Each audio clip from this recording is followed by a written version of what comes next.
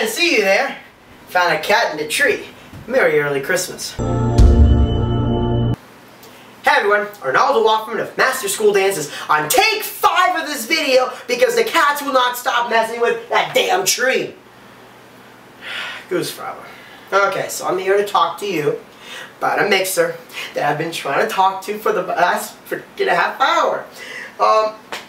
What I did is basically, you know, I love my setup that I have. I have my mixer in the middle, my controller, I got my turntables on either side. If you guys have seen pictures of it, you know, it's super cool. It works for my needs.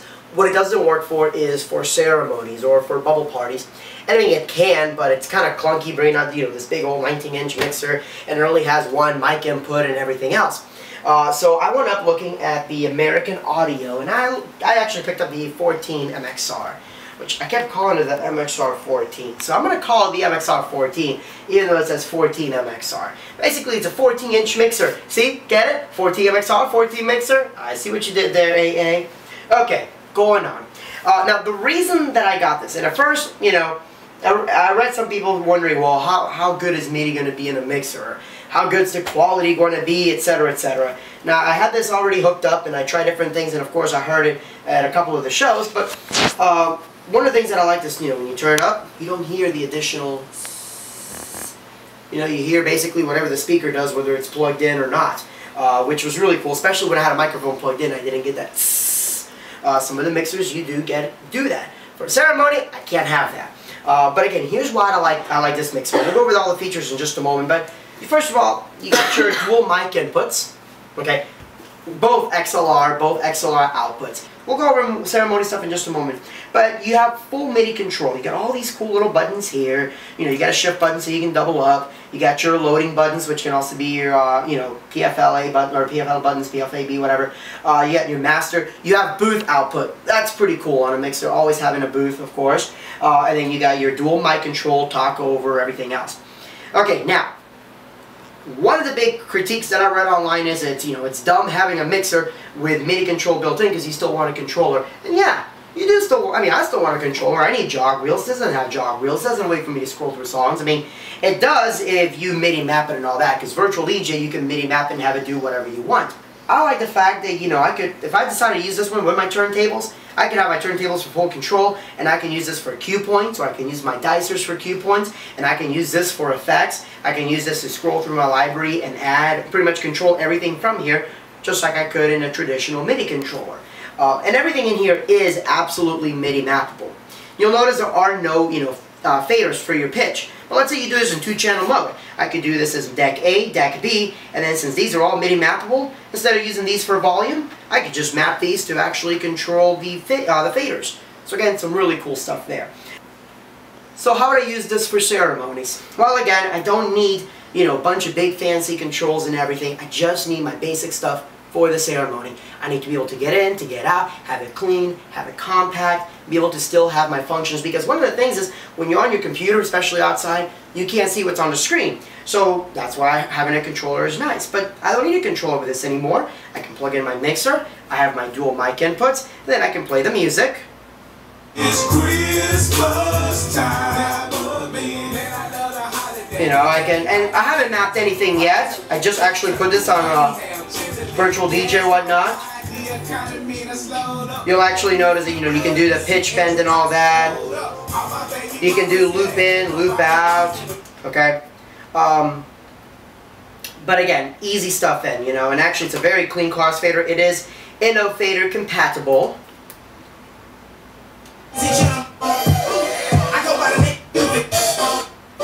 You know, so it's super clean. Of course, it has a crossfader curve. It's got to have a crossfader curve. It's got your master. It's got your booth output. I mean, it's just an overall very, very featured mixer.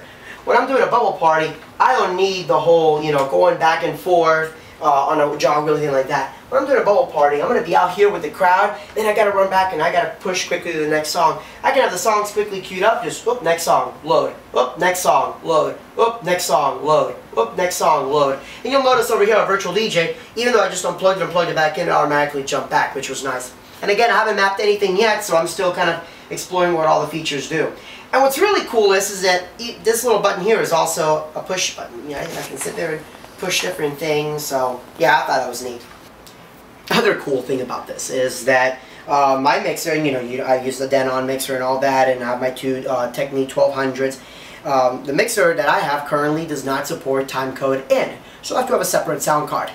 This thing does. Now that's neat, because basically, if you're using Virtual DJ timecode, or if you're using Tractor, you could just basically plug it in, your turntables directly here, and this works as your ASIO timecode sound card. So that's one less piece of gear that I would need to bring out, if I decide, hey, I'm going to use this mixer instead. The more I play with it, I'm like, man, this has pretty much all the MIDI features that I need.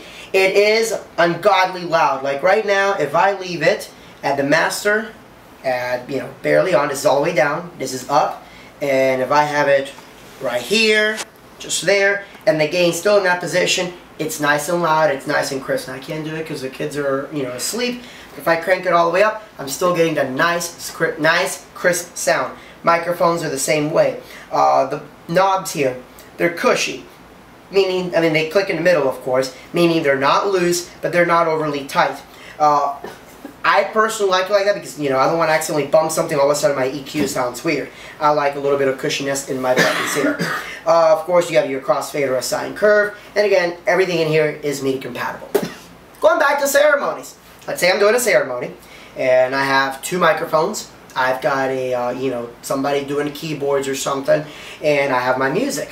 Well, I can do microphone there. I could have the keyboard here. They would need a, 1/4 inch to RCA, and then I just flip it on analog, so you can use this as USB or an analog, and then I have my music there. So this is the American DJ MXR 14. Comes in a 14-inch flavor, 10 inches, and 19 inches. That's what she said.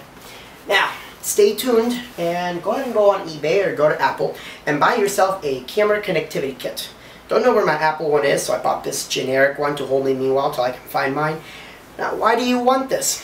Because this is full MIDI compatible through USB, and there's software on the iPad which works with USB controllers, and I have already gotten this to communicate with my iPad. This means I don't even need to bring a laptop out. I can just hook up my iPad, have it there, because the iPad works better in the sunlight than a laptop does anyways, and it's a lot lighter. So I can now use my iPad to play my ceremony music. Talk about an instant backup. Let's say your entire system catches on fire, or, drunk ladies like, Hulk smash! And you're like, oh crap, gig's over. Nope, you got your mixer, you plug in your iPad, you're good to go. Super easy backup. Great for bubble parties, and, if you do a background music event, which usually for background music, that's my opinion on them. But if you got to do that, or if you need a rental for a quick mixer, this is great. Especially at the price point. You can afford one of these, plus a backup, plus one for your mom. Because everybody's a DJ nowadays. Why not your mom? DJ your mama in the house. So pick up yourself a camera connectivity kit. That'll be the next video. Once I have this all fully mapped out and everything, I'll show you a couple different software pieces I've seen that work well. And yeah, I'm absolutely excited. It is a good quality mixer. I'm serious, and especially the price point. I know some of you are like, oh, there's no way. It does what it does. It does it well. It's the first of its kind, having MIDI built in, super lightweight, and it is all metal, which is nice. So definitely. So again, make sure you check out my two seminars at Mobile Week Las Vegas 17. The first one is sponsored by American DJ. It's going to talk about maximizing your light show, getting the best bang for your buck, and just doing some creative things with your lighting. Then I'm also going to talk about photography for DJs. Not you becoming a photographer, but you taking control of your own photos and your own promotional material by picking up a DSLR and taking photos that do not suck. Please don't take photos that do not suck. Take your camera off the green screen, put it on the M, which stands for Man Up Manual, and I'm going to show you how to control that. So, Arnaldo Offerman, Master School Dances, thank you so much for your time. I'm going to stab my cat now that keeps playing with the wire in the back. Talk to you soon. God bless.